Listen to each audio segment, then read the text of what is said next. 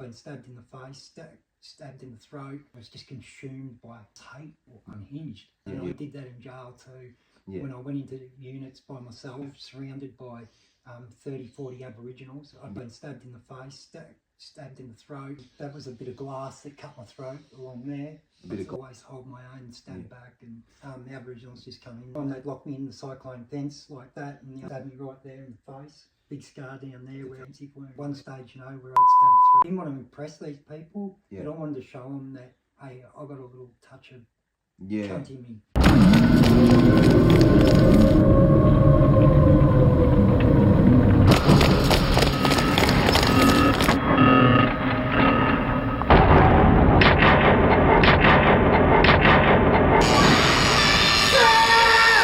We came to wreck everything. Fighting men, that's who we are. We're living in the sewer, but we're gonna go far. You see another growing, we're shouting hurrah. Fighting men, that's who we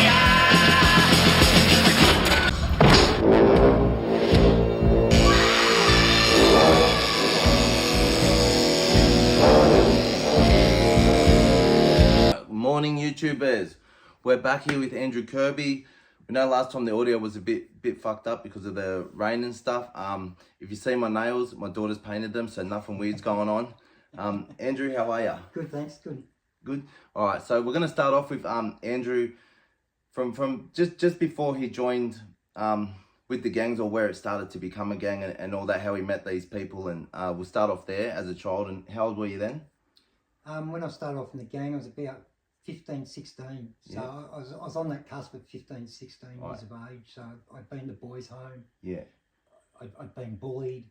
Yeah. And I'd been intensely bullied. So what were some of the things that were happening to you? So I had 6 kids hold me down on the ground while they were kicking and punching me, but they grabbed this big rock and they smashed it down over my head. Shit. My brother was a bit like on the quiet side. Yeah. So they would just purposely go out and pick on him. So I'd have to fight his battles because I'd be scared he'd get hurt. Yeah. Things like that. And we just managed to get bullied for some reason. And you know, Mum kept taking us out of school and putting us in the next school, in the next suburb, and in the next suburb. And so all these kids would just grow and grow and grow. So every street corner that we turned, it was anxiety. Yeah. You know, it was just, you just couldn't shake it. It was bad. It was incredible. Yeah. So, you know, and all that led me to run away from home. Yeah. You know, and you just didn't want to be there? No, and I didn't want to face the, you know, the anxiety, fighting every day. Yeah. And at first we all got punched up. We didn't even fight back. Yeah. And then we fought back a few times, and then, you know, that sort of grows. You fight back, and then the incident gets bigger and bigger and bigger. And we were sheltered as well. I was sheltered. And when I ran away and saw the big city lights and everything that was out there. Yeah. So when I ran away and I was on the streets of St Kilda, so Chopper Reed was on the street. Yeah. He did the shooting, I think 1987, 88, on the beach at the nightclub. Oh, yeah. Dennis Allen, Dr. Death, Mr. Death, lived just down the other side of the Yarra. He dumped like 13 bodies in the Yarra. We used to throw stones at his house when we were kids. Oh yeah, run. And he'd come out and shoot little guns. Things like that, you know. So it was nothing to see these sort of people, and I was sort of new to it also. I was like, wow, you know. Yeah. And I started to get a reputation. Yeah. Running errands for the cafes. Yeah. So what were you doing? Just running like packages, parcels, drugs, money. Yeah. And fighting, and we used doing stuff like that. Yeah, there was always in a blue here and there. Yeah. You know, but most of it come from. So I did armed robberies when I was 14. Oh yeah. But we also did gay bashing. Yeah. But I want to make it quite clear that these gays were pedophiles. Yeah. They were in the park preying on young kids and people. Yeah. Is why we used to go down the park and bash them. Yeah. Take them back and extort them, clean their houses out, their whole bank, everything, because they were sex offenders and things like that. And then there was no, to proposition a 14-year-old boy in the park in the night time, it's not, that's good. So, victims with armed robberies, which I think about and strongly, you know, and remorseful for the trauma that they've gone through. But, you know, you've got a handful of these other victims, these sex offenders and that other people have done nothing about, you know. But, people criticise me about things, but not all my victims are innocent people. You know. I steer away from that as much as possible. You know, growing up, but I was emotionally challenged. You know, which it led me into gangs.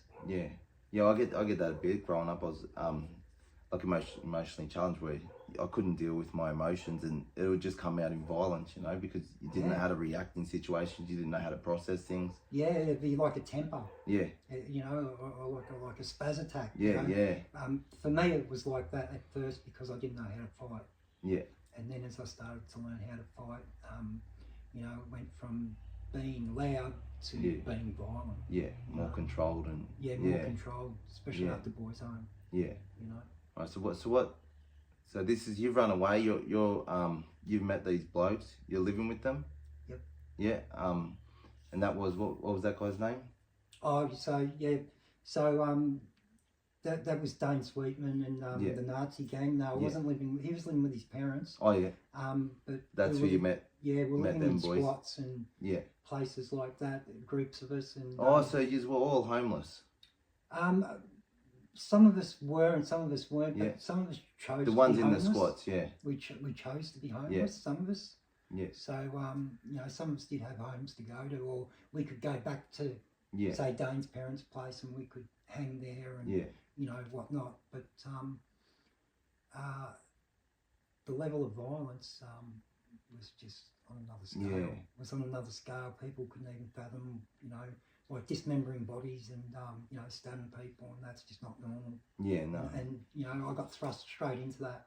Straight into it, hardcore. But my level of violence, because I'd been bullied, and I didn't want to impress these people, but I wanted to show them that, hey, I got a little touch of cunt in me, if you want to call it, you know. And you know, it becomes that too, because I remember I got bullied as a kid, and once I could fight in that, or had a bit of power, I started to do it back, and it's like you feel like you're taking your manhood back, sort of thing. Because you've had no one to teach you any different. No, definitely. Definitely. You know, so your first, if you remember, or one of the first major thing, like that you were like, holy fuck, you know, this is crazy. I'd probably say killing the Asian on the train station. You know, he's got stabbed 9 times. Like Possum stomped his head, and his head just went like a pancake. And it was like, you know, take a deep breath and suck that in. You know, suck it right up, and that just become the norm, just the everyday occurrence. You know, it's it didn't end up being anything special. You know, and, you know, then you know, to the axe in the head and the dismembering the body and things like that. The violence just was growing and just intensifying, and we were just kicking indoors and doing what we wanted. You know, well, the Asians, the restaurants in Little Chinatown. We were going downstairs where they had the illegal gambling, smashing, just stomping the tables, just busting them up, bashing them all, just doing whatever we wanted, just running amok, and then just running out. Taking the money, or just everything. Just running amok, and then we divided. That was the funniest thing about it all, is we'd all get an equal share. So no one was better than anyone in that group, even though there was people allegedly, the leader or whatever.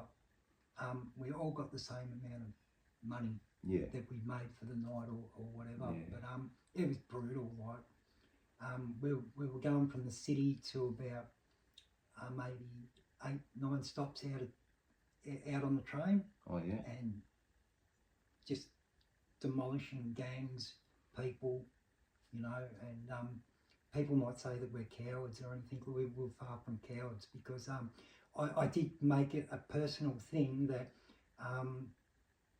I could get into trouble and I could fight on my own. I didn't need anyone behind me. I could actually stand my ground, and I did that in jail too. When I went into units by myself, you know, surrounded by 30, 40 Aboriginals. You know, I'd been stabbed in the face, stabbed in the throat, you know, just beaten silly, but I'd always hold my own, stand back, and defend myself. Yeah. So what happened there? You got stabbed in the throat. Yeah. The Aboriginals just come in and started In jail. Yeah.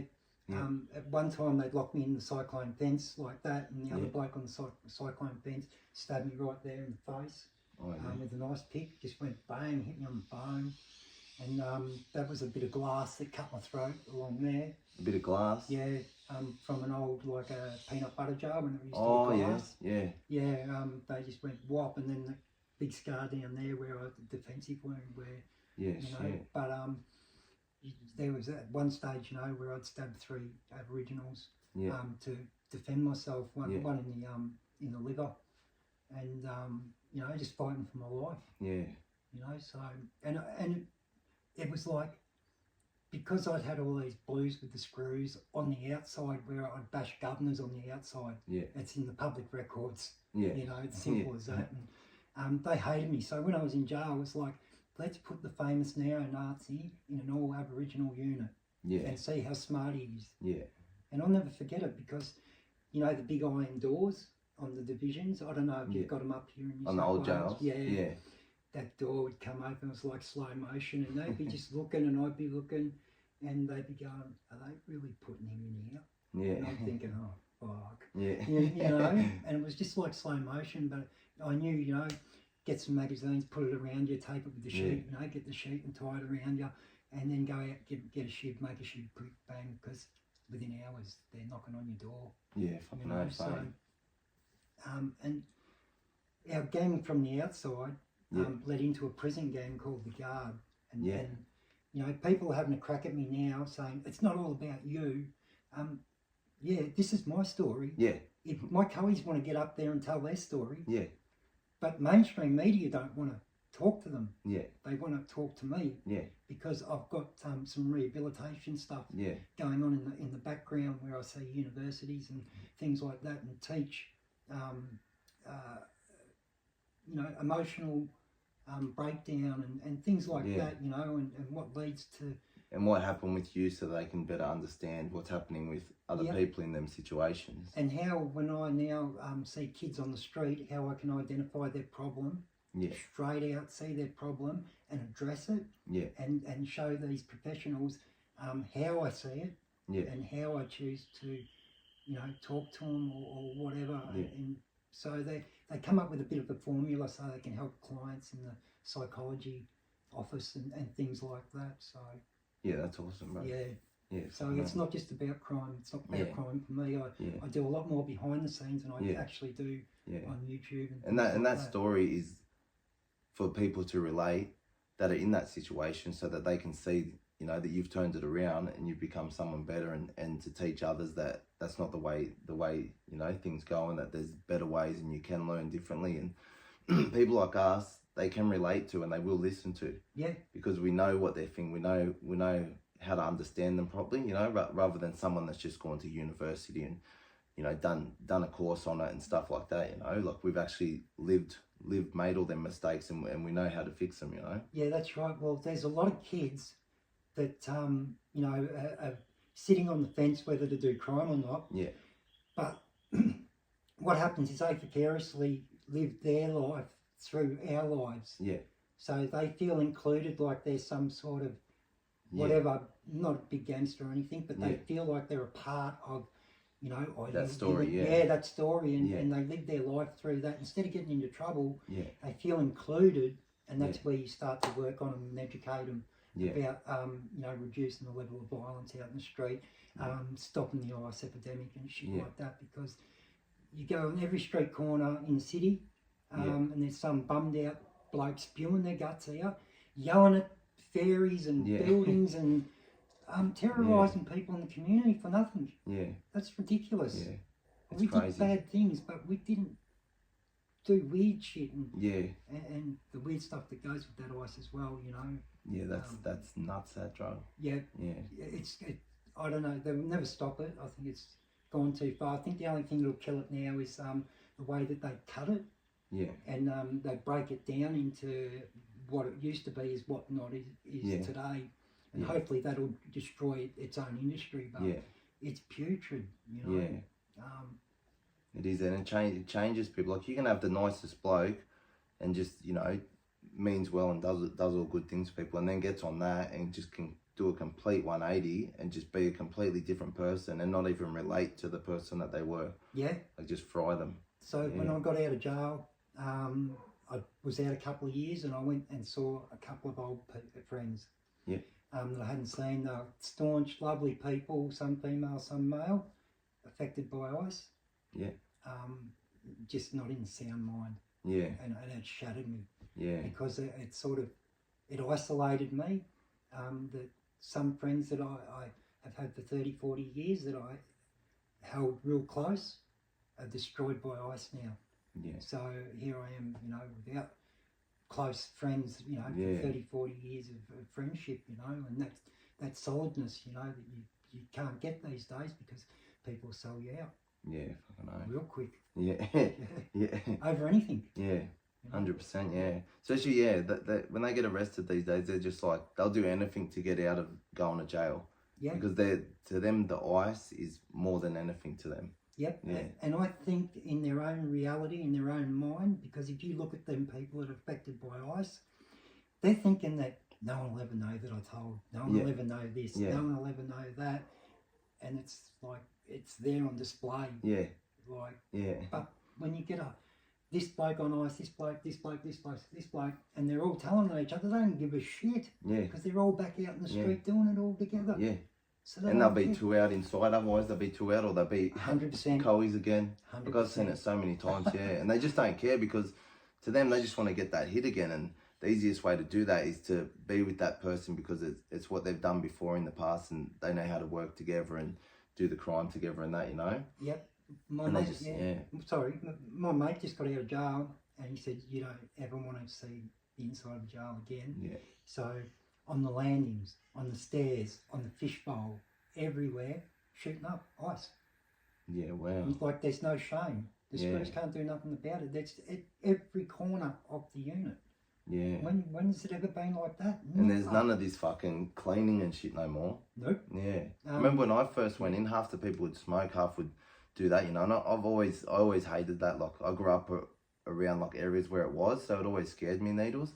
But I'd see boys that'd go from that to the point where no one wants to spend 5 minutes cleaning it. And when there's a lineup of 20, 30 boys and there's plenty of shit there, they're not going to sit there for 2 hours taking turns cleaning it and having a go. In 10 minutes, they're all going to be done. Yep. They're just going to go bang, bang, bang, bang, bang. Yep. No? Queensland, 30 prisoners, AIDS.